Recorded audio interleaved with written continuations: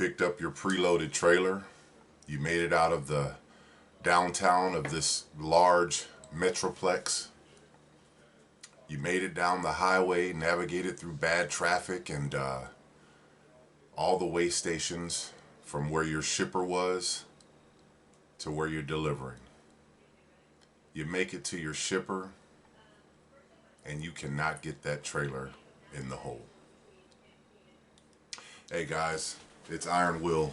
I got to tell you, there is a real problem out on the roads with these trainers not equipping their students with the basic necessities to back a trailer into a dock, into a truck stop parking spot, whatever the case may be.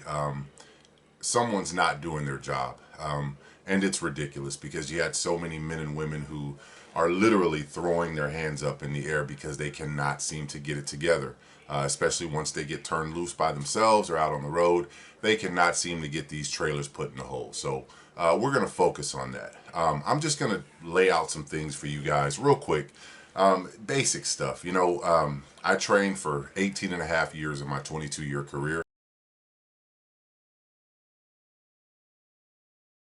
Junction with being a trainer, a full-time trainer, was I was what they called an SBO trainer. I was a send back out trainer. So when I would take my students to the terminal to upgrade to their truck, there would be countless students that were there that needed a SBO trainer. That's a send back out trainer, someone who can take them back out on the road for an additional 2 weeks and train them on backing primarily. That's our goal, is to get them back out there.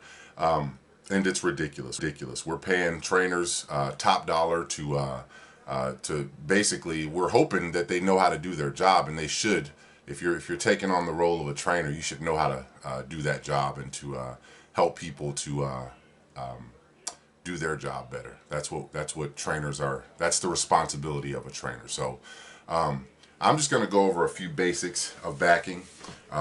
These are real basic things that you should have learned in school, and definitely you should have learned from your trainer.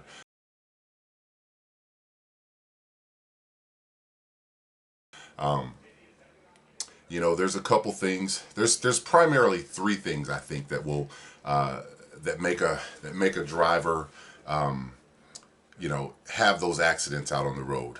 The first and the second most common reason for backing accidents are pressure and inexperience, right? So when you have that pressure and that inexperience out there, that's a recipe for disaster. Believe me, you know. And a lot of these older drivers, they don't have the patience for it. The bottom line is, this is something that, as a community of drivers, it's just another area where we don't stick together.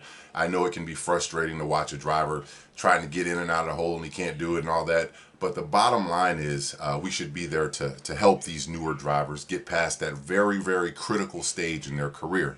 You know, this is not just a personal thing. You can't look at it like it's a personal thing, because the more drivers we can help to become good truck drivers that know how to do their job properly, the better we are as a country. I mean, we all know we're the heartbeat. We're the heartbeat of America. We're the main artery.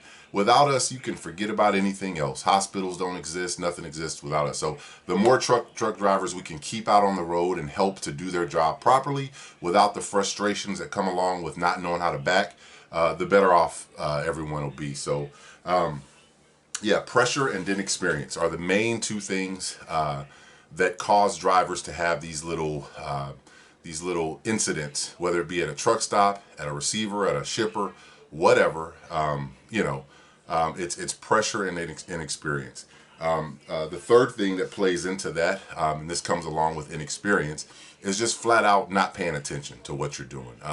You know, the basic thing that we were always taught to teach drivers, and you know, they labeled it GOAL, GOAL. That's get out and look.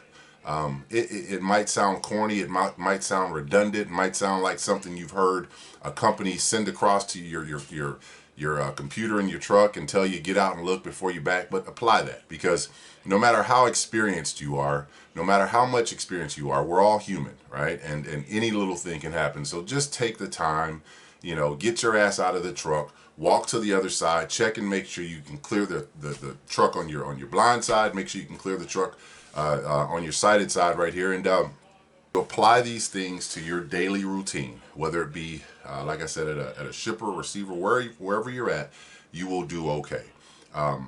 Number one is know how to properly set up. Number two is get out and look, like I just mentioned. Number three is know how to properly maneuver your equipment. If you can acquire the skills on all three of those different areas, I guarantee you you'll do better out on the road. You'll have less incidents. I had a co-driver early on in my career. This is back in '98, and he was a good driver. You know, the guy could keep it between the lines on the road. He wasn't all off. You know, he could do all that.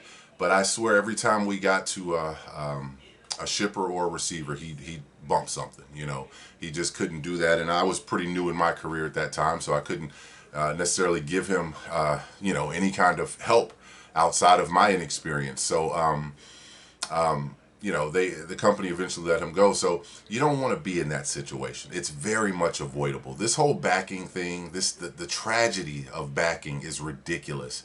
You know, and I blame the trainers. Listen, if you're a trainer listening to this video, you know, and you don't apply enough emphasis on backing, teaching them the actual recipe on how you get yourself in that position, it's a simple recipe like anything else.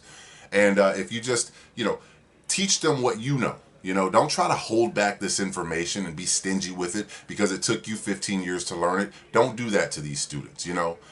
It's just ridiculous. You know, we're at a different time in the whole trucking game anyway. It's not like it was 20 years ago where to learn one thing, it takes, you know, a million years to learn anything. Just, you know, try and apply these things to your training habits, and I guarantee you'll have more receptive students, and you'll produce better quality students. You know, so we're going to focus on this. I'll post more videos on backing and my suggestions to trainers, what you can do, how you can improve your delivery.